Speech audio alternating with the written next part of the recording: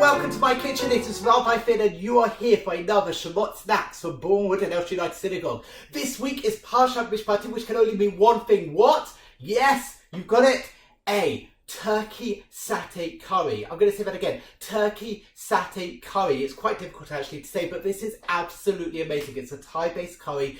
The first time I had something like this, my mouth was like, wow, that is absolutely amazing, and I was so looking forward to sharing it with you. In truth, this recipe is based on one that I saw on BBC Good Food for a sweet potato satay curry. If you want a vegetarian, just check out that recipe. But as I was making it, first time I had it, I thought, you know what would go really, really well in this? Remove the sweet potato and put in some meat, but not any meat. It's going to be turkey thigh meat, because there's something about the depth of flavour in a turkey thigh which just works perfectly with the sauce we're going to create. So we're going to make this satay sauce, which is going to be spicy, it's going to be salty, it's going to have that full umami texture and taste, and it's going to go perfectly with this turkey that we're going to put in. The dish I'm going to make would feed about 4 to 5 people as part of a main meal, or if you're doing it as part of a buffet, easily 10 people. So get your pan on the heat. You want to get it to a good heat and put in about a tablespoon of oil. Well, when I say a tablespoon, how much oil actually comes out? Yes, note to self, I should use a tablespoon, and throw in a very finely diced onion. And you want to let this onion sweat down for basically however long it takes for me to tell you about this week's portion. This week's portion, as I said, is Mishpatim. And Mishpatim in many ways can seem like a bit of a downer from the last few weeks' portions. If you think about it, we've had the whole book of Bereshit full of miracles, the story of Abraham, Yitzchak, Yaakov, the dreams, the ladder, lots and lots of amazing things happening. We have Shemot, Ba'era and Bo, and Bashalach, which tell the story of the Exodus, the 10 plagues that God brought against the Egyptians, the splitting of the sea. Amazing, wow. And then you had last week, which basically is the pinnacle. As Moshe goes up Mount Sinai, Har Sinai, there is the giving of the 10 Commandments, revelation. And so, a first-time reader is going to be super excited to open this week's portion. Mishpatim, I think it's going to be, what miracles are going to come this week? What amazing things am I going to read? And do you know what I read? A bunch of laws. Mishpatim, ve'ela Mishpatim, these are the laws that you should do. Sheshalim speaks about laws of workers' rights, speaks about lots of mundane, boring, everyday laws, which, to be honest, aren't even in the realm of the religious. And I think that's what makes this week's portion so special. Because we could easily get sucked into believing that Judaism is all about the religious, man and God. But actually, this week's portion teaches us that our interpersonal behaviours, the things which make a society work, society tick, all those laws have a place in Judaism. And that actually, to treat your workers with dignity, to act as a decent person, they are mandated, they are required by Jewish law, and that is to be a Jew, and a religious Jew, an Orthodox Jew, is somebody who follows those laws as well. We can't just view Judaism as a place in the shul, but it's actually everyday life, everyday existence is supposed to permeate and be filled with our Jewish identity. And that is what this week's portion is all about. It's about telling us that actually Judaism is not just about the miracles and God saving us from Egypt. It is about our everyday existence. And that Judaism will always have something to say about the situation we find ourselves in. Now, I'll tell you a little bit more about the portion a bit later, but I've now sweated down for my onions for a couple of minutes. I'm going to add in 2 garlic cloves, which I've smashed and I've then finely chopped. And whilst they're getting a little bit of flavour, I'm going to prepare a thumb size of garlic. The portion does have a bit of splendour, or does have a bit of vavavoom, if laws don't do it for you. At the very end, we have another telling of the revelation story, of the giving of the Torah at Sinai, and it's actually in this week's portion we get introduced to that famous phrase, Na'aseh v'nishma. We will do and we will hear. This is the phrase which famously the Jewish people use to accept God's laws, to accept God's commandments. We will do and we will hear. And the rabbis get very excited about this. they say, what's so special about this phrase? And you've got a number of them who say what's so special is that the Jewish people were willing to do before they even heard the conditions. The Jewish people were willing to accept God without even hearing what was in the contract. And that was something super special and super amazing. However, I want to share a slightly different approach to why I believe Na'aseh v'nishma is so great. And that is because if the Jewish people had said, everything that you want God to Na'aseh we will do, I don't think that would have been good enough. In fact, we're told in this week's portion, it's not really good enough because the Jewish people do say that a couple of times before they come out with the famous Na'aseh v'nishma. What is so great about Na'aseh v'nishma, we will do and we will hear, is that we are both doing and listening. We're both doing and learning.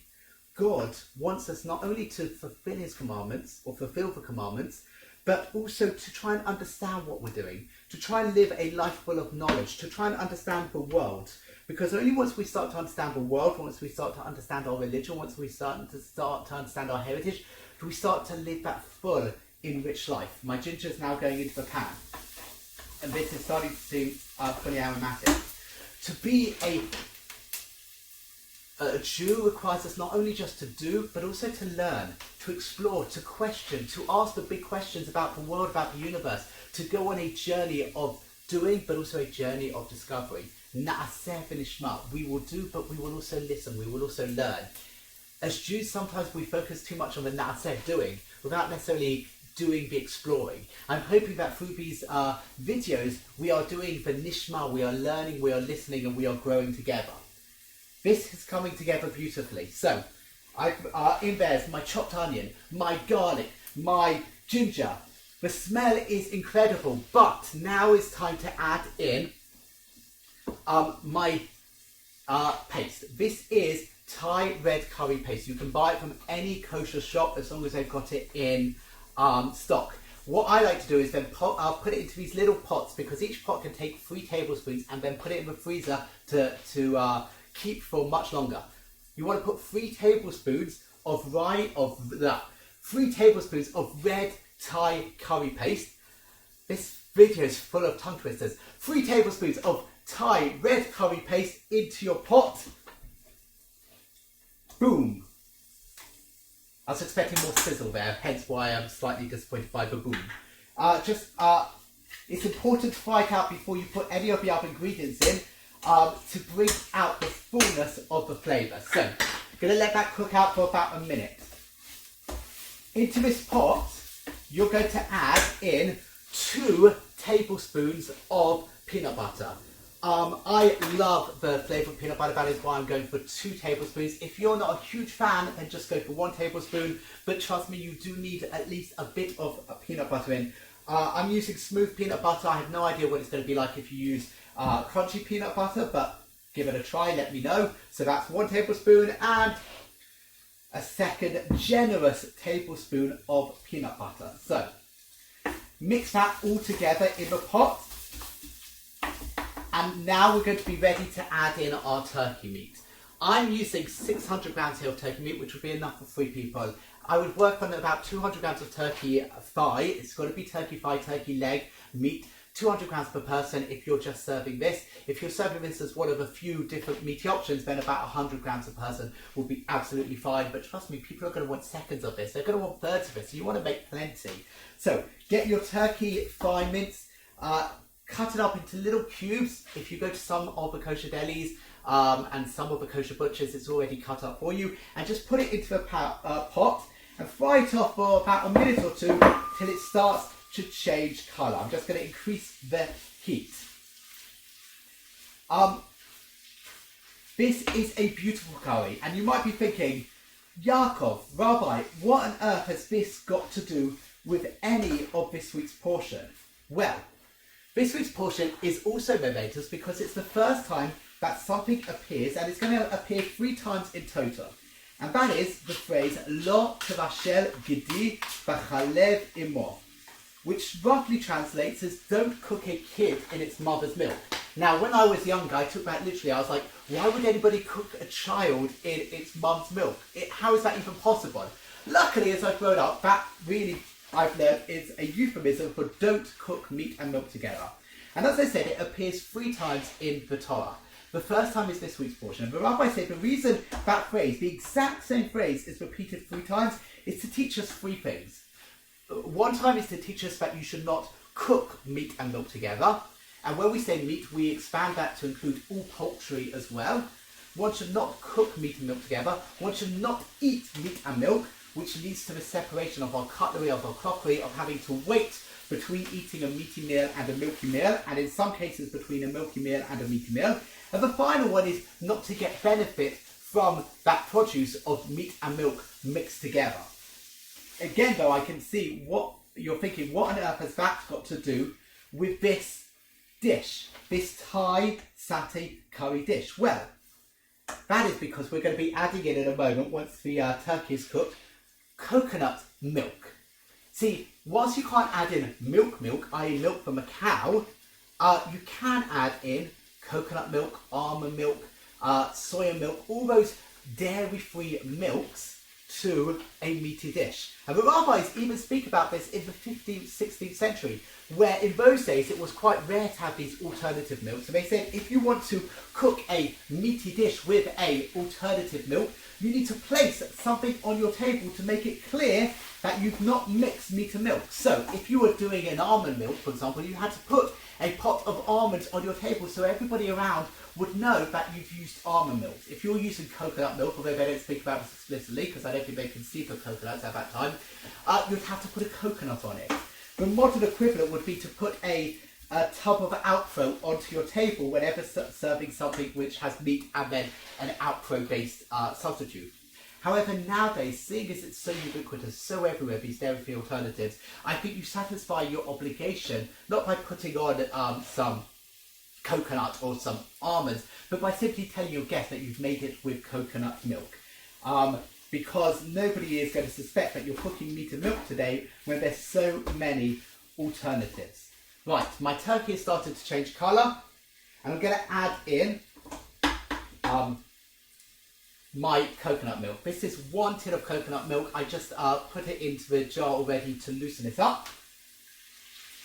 1 tin of coconut milk is roughly 400 millilitres, and to that I'm going to add another 400 millilitres of hot water, just so that it will cook out and turn it into a beautiful sauce. Don't worry if it looks really watery. This is going to boil down absolutely amazingly. Try not to spill the hot water on yourself. Top tip number 1. Add a little bit of pepper, not too much, and a little bit of salt. Again, not too much because there's already quite a lot of flavour in the peanut butter and in the Thai curry paste. And that is it. That is how simple it is to make a Thai turkey satay curry. Give it a good mix to get all the flavour in, and what you want to do is bring this to a boil and then simmer it for 50 to 55 minutes. Taste a piece of the meat, check that it is done, and serve it with some steamed rice or something like that. I'm going to show you the finished produce in about 55 minutes time when it is done. So here it is to celebrate Parshat Mishpatim, a Thai turkey satay curry. Give it a go. It's so easy, so tasty, packs a punch, amazing. Try it out. Shabbat Shalom.